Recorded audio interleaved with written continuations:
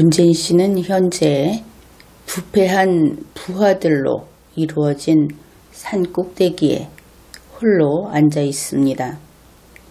이 부패한 부하들, 그들을 음식물 쓰레기라고 부른다면 그러면 문재인 씨는 음식물 쓰레기장의 관리자가 되겠죠. 그런데 현재 문재인 씨는 이곳에 이 음식물 쓰레기장에 더 이상 미련이 없는 것처럼 보입니다. 왜냐하면 더 이상 여기에서 나올 것도 없고 또 이제 살 만큼 살았으니까 그런 것이죠. 그런데 문제는 여기에 미련이 없다고 해서 올 때는 어떻게 왔다 하더라도 갈 때는 그냥 갈 수 없는 것이다. 이런 겁니다. 바로 지난 과오가 지금까지 저질러 놓은 죄가 모두 문재인 씨 자기 책임인 것이죠. 그래서 문재인 씨는 고민하고 있는 것을 알 수 있습니다. 어떻게 하면 이 음식물 쓰레기장에서 깨끗하게 손을 털고 지난 과오는 이제 자기 자신은 전혀 책임지지 않고 깨끗한 사람인 채 그렇게 후루를 털고 가뿐하게 떠날 수 있을 것인가? 이것이 그의 고민이다 하는 겁니다. 이러한 문재인 씨, 우리가 알고 있는 그 문재인 씨라면 할 수 있는 것이 한 가지 있기는 있습니다. 그것은 바로 청와대 해체쇼라는 그러한 쇼가 되겠습니다. 이것은 일전에 이야기했던 몸통 가르기 작전, 꼬리 자르기가 아니고 몸통 가르기 작전이다. 그것을 알 수 있습니다. 그러면은 문재인 씨라면 할 수 있는 청와대 해체쇼를 하나하나 살펴보기로 하죠. 첫 번째 쇼는 이렇게 됩니다. 헌법을 준수하는 쇼.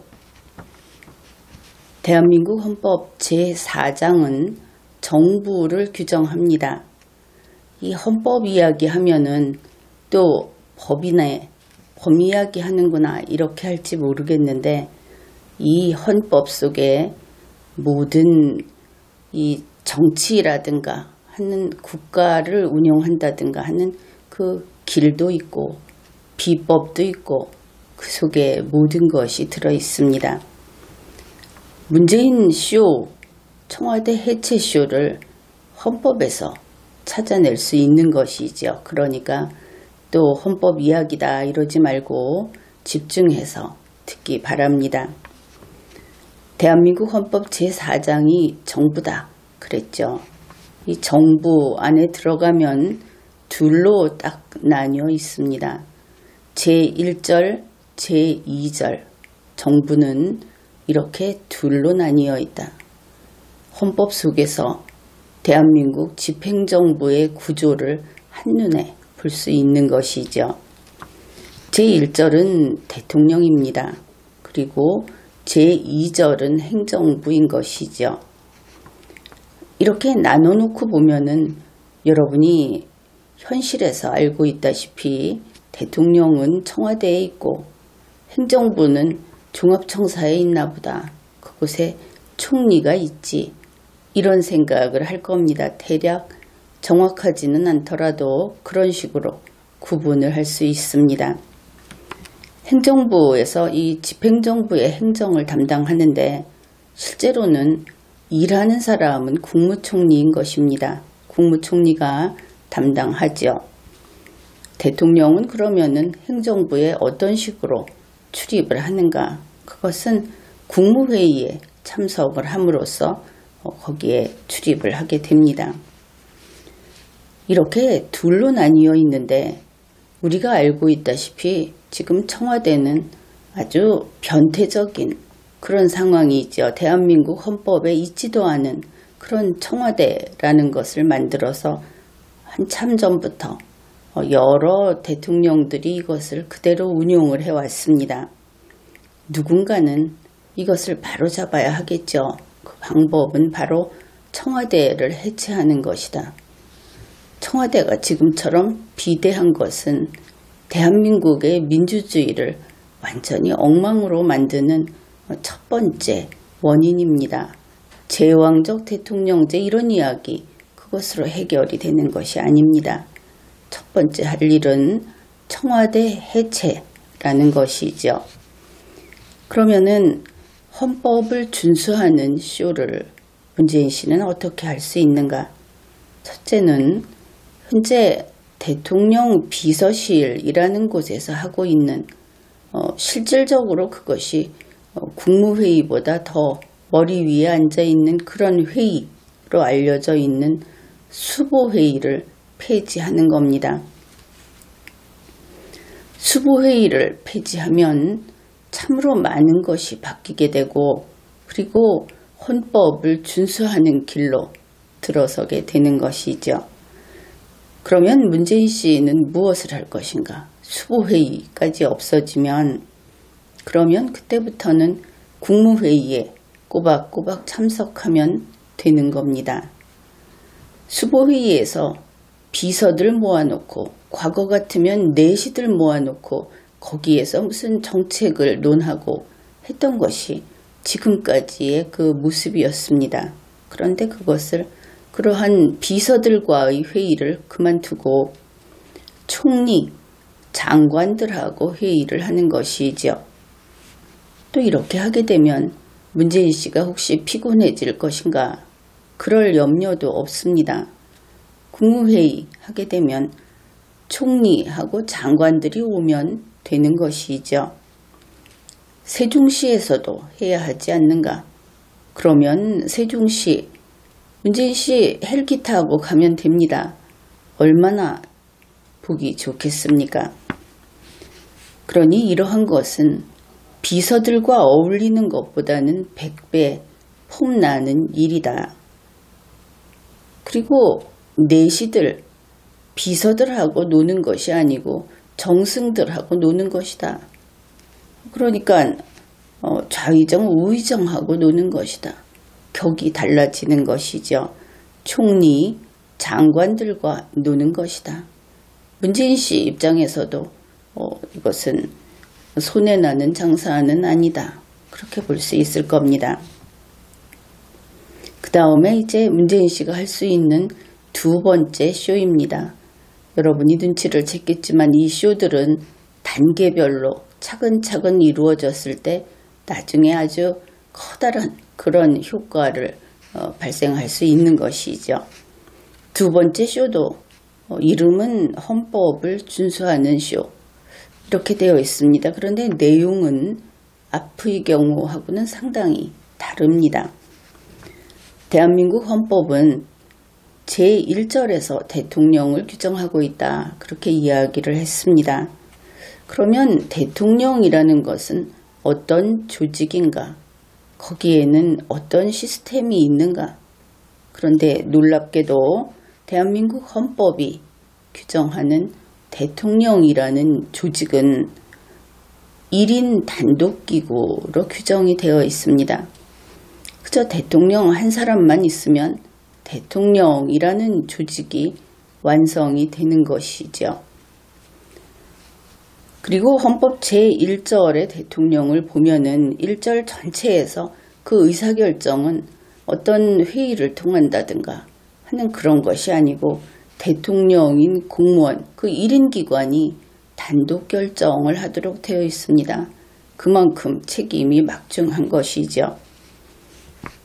그러면은 이 헌법에 따라서 대통령 1인만이 있는 그 제1절의 대통령이라는 조직, 이것이 지금처럼 청와대라는 이름으로 커다란 굉장히 사람도 많고 한 그런 규모로 되는 것은 잘못된 것이다. 그것을 알 수 있죠. 그래서 먼저 할 수 있는 것이 정부조직법을 개정해야 하겠다. 그래서 정부조직법 제14조 제2항, 제15조 제2항 이것을 삭제하는 겁니다. 여기에 보면은 실장은 정무직으로 한다 이렇게 되어 있습니다. 여기에 정무직이 필요 없다 하는 것이죠. 그 다음에 제16조 제2항 처장은 정무직으로 한다. 이것도 삭제를 하는 겁니다. 그리고 제15조와 제16조의 경우에는 1항도 삭제를 합니다. 이것이 이제 국가안보실, 대통령 경호처 이런 것들인데 삭제해서 없애는 것이다. 그런 뜻입니다. 그렇게 되면 먼저 국가안보실이 폐지가 되죠. 이것은 국무회의에서 이것을 처리하게 되면 필요치 않은 그런 기구입니다. 그 다음에 대통령 경호처를 폐지하는 것이죠. 그리고 이것을 대통령 경호실로 복원을 합니다. 그리고 이와 관련된 법률들도 폐지를 해야 하겠죠. 이렇게 간단히 몇 가지 작업만 해주면 됩니다. 그런데 대통령 경호처를 대통령 경호실로 바꾸게 되면 이것이 문재인 씨로서는 손해인가? 문재인 씨는 항상 그것이 손해인지 이익인지를 따지는 사람이니까 이런 부분을 짚어보기로 하죠. 문재인 씨 입장에서 이것은 그렇게 나쁜 일은 아닙니다. 왜냐하면 경호처이면서 지금처럼 근거법률을 만들어 놓고 있는 이런 경우는 법률에 따라서 설치됐다 하는 것이 그럴싸하고 좋아 보이지만 결국은 국회의 눈치를 볼 수밖에 없다. 이것을 알아야 하는 것이죠. 그래서 경호실로 복원을 하면서 그 근거를 법적인 법률의 근거를 두지 말고 명령이나 그 아래에 두기로 한다면은 그냥 명령으로 지휘 통제를 할 수 있기 때문에 훨씬 더 이익일 것이다. 이렇게 볼 수 있습니다. 그리고 이렇게 바꾸게 되면 국민들은 문재인 씨가 조금 겸손해졌다 이렇게 느끼겠죠. 그것은 또 문재인 씨에게 이익이 되는 겁니다.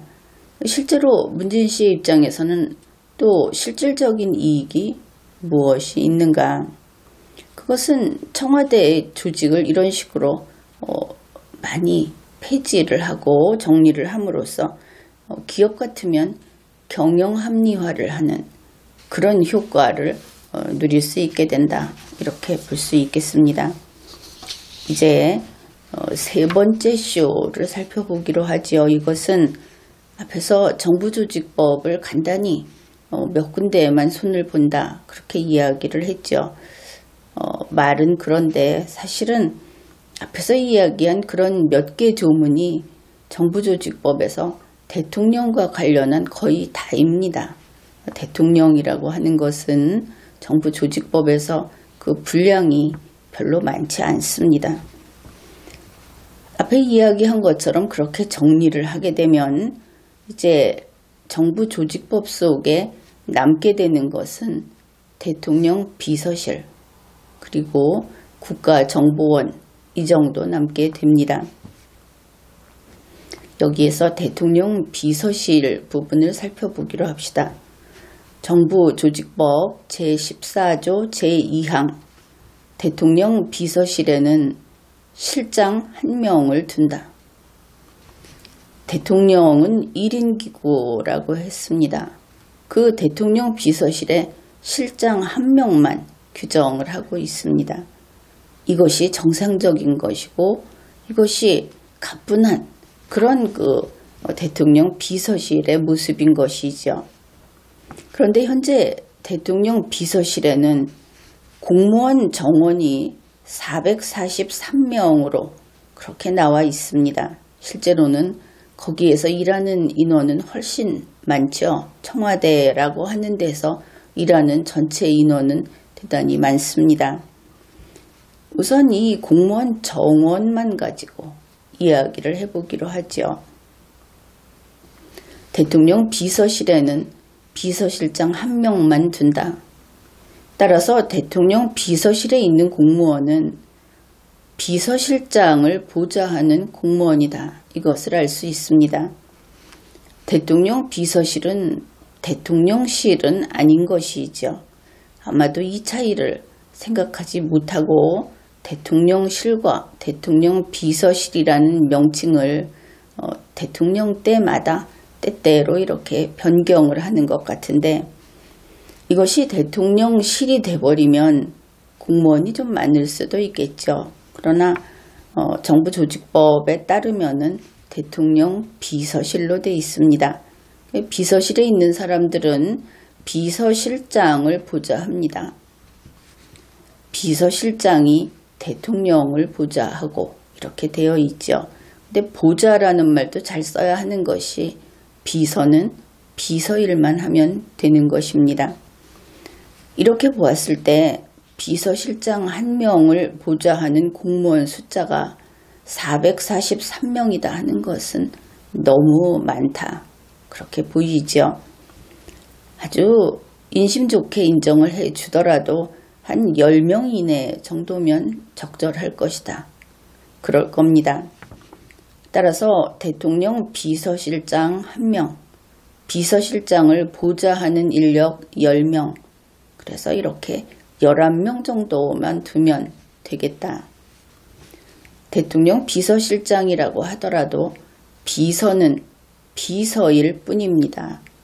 비서가 정책을 논하고 비서가 정치적인 어떤 견해를 표현하고 하는 것은 되지 않는 일이죠. 따라서 비서를, 이 비서실장에 대해서나 또 비서실장을 보좌하는 사람들에 대해서 장관급 직급이나 차관급 직급, 이런 것을 주어서는 안 되겠습니다. 현재 이 비서실을 보게 되면 정무직이 12석이 있습니다. 이 석은 의자 숫자를 가리킵니다. 정무직 12석에는 장관급도 있고 차관급도 있는데 이 12석 모두 폐지하는 겁니다. 이것이 세 번째 쇼 내용에 들어가는 것이죠. 그 다음에 비서실에는 고위공무원단에 속하는 일반직이나 별정직이 79석이 있습니다. 이거 폐지하는 겁니다. 그 다음으로 비서실에는 부이사관, 서기관, 기술서기관 또는 별정직 3급 상당, 4급 상당, 그들이 108석이 있습니다. 이 108석도 폐지하는 겁니다. 이렇게 되면 공무원 정원 443명 중에 11명을 빼니까 432명이 남게 되겠죠. 나머지, 그러니까 432명이 그 의자를 빼는 겁니다. 없애버리는 것이죠. 청와대 다이어트 확실하게 하는 것을 알 수 있겠죠. 우선 이렇게 의자부터 빼버리는 겁니다. 그러면은 이 청와대라고 하는 것은 앞에서도 이야기했듯이 위헌조직이다, 그렇게 이야기를 했습니다. 여기에 대해서는 리걸마인드 연구소 지난 강의를 보든지 아니면 나의 리걸마인드 시리즈 책을 보게 되면 자세히 그 내용을 알 수 있을 겁니다. 그래서 청와대는 위헌적인 조직이다. 또 정부 조직을 보았을 때는 현실적으로 보더라도 옥상옥으로서 정말 오랜 세월 해묵은 헌법 위반 조직이다, 이렇게 알 수 있습니다. 따라서 이런 것을 의자부터 빼버리고 이런 식으로 정리를 해버리는 이것, 다른 말로 했을 때 청와대 해체라고 하는 것은 중요한 적폐청산이 될 것이고, 또한 문재인 씨로서는 적폐청산에서 청와대도 예외 없다 하는 것을 몸으로 보여주는 일이 될 것이다, 이렇게 볼 수 있겠습니다. 이렇게 하게 되면 이제 청와대를 거의 다 잘라내서 없애버리는 것이죠. 이것은 우리 헌정사에서 대단히 중요하고 또 가치 있는 일이기도 합니다. 그리고 나서 검찰에게 이렇게 당부를 하는 겁니다. 이제 문재인 씨가 해야 하겠죠. 헌법이 규정한 법 앞의 평등을 준수하라. 그리고 차별 없는 공정한 법 집행, 이것을 반드시 지켜야 하고 정부, 국회, 법원, 더불어민주당 또 그 좌파 동지들 정치적으로 문재인 씨 입장에서 우리 편이라고 부를 수 있는 그 모두에 대해서 검찰은 적폐청산을 철저히 하라. 이렇게 지시를 해야 하겠죠. 이렇게 하면은 문재인 씨는 청와대 해체를 하는 그 성과를 내게 되고 그 다음에 본인은 깨끗한 손으로 그렇게 깨끗한 손이구나 하는 그 뭐 일시적일지 모르겠지만 그런 인정을 받을 수 있게 될 것이다. 앞에서 그 의자를 뺀다고 했는데 의자를 빼게 되면 정의용 씨, 김현종 씨, 또 지금까지 힘께 나쓴 사람들 모두 나가야 하겠죠. 그렇게 나간 다음에는 검찰이 법 앞에 평등하게 빠짐없이 잡아서 죄를 밝히는 겁니다. 그들의 죄를 밝혀야 문재인 씨의 손이 깨끗한 손으로 그렇게 평가를 받게 되는 것입니다. 그러니 그들이 그러한 처벌을 피해서는 안 되겠죠. 이와 같은 그 1, 2, 3단계의 청와대 해체쇼를 통해서 문재인 씨는 앞에서 그런 이야기를 한 적이 있습니다. 조국 씨에 대해서 그의 죄책을 낱낱이 밝혀서 모든 책임을 다 묻고 그가 죄값을 치르게 하는 것이 문재인 씨를 위해서 좋다. 또 필요하다. 그렇게 이야기를 했는데 이번에는 이러한 청와대 해체라는 것을 통해서 청와대에 있는 거의 대부분이 될 텐데 그들이 지금까지 저질렀던 일에 대해서 법적인 책임을 지고 대한민국의 헌법과 법률이 이렇게 정확하게 제대로 시행이 되고 작동되고 있다 하는 것을 보여주는 것은 대단히 중요한 일이 되겠습니다. 그것을 통해서 문재인 씨도 그 쓰레기 산 꼭대기에 앉아서 그 모든 산 전체의 그 죄를 혼자서 책임져야 하는 그 부담에서 당연히 벗어날 수 있게 되는 것이죠. 자기 몫만 책임지면 되게 그렇게 되는 겁니다.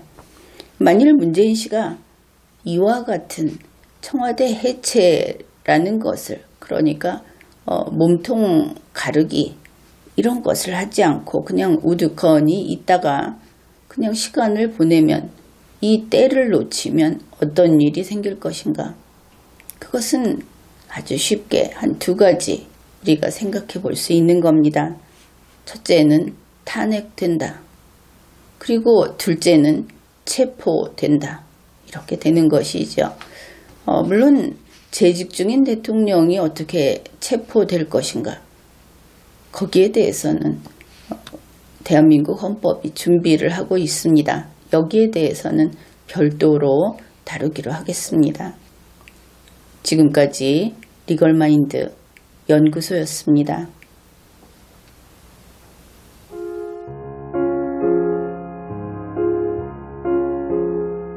Guten Abend, gute Nacht, mit Rosen bedeckt, mit Näglein besteckt, schlupf unter die Deck, morgen früh, wenn Gott will, wirst du wieder geweckt. Morgen früh, wenn Gott will, wirst du wieder geweckt.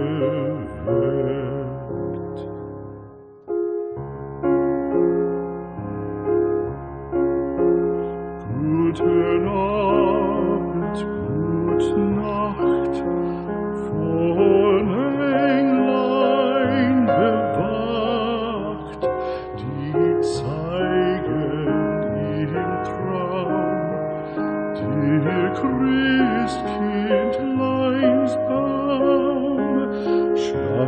selig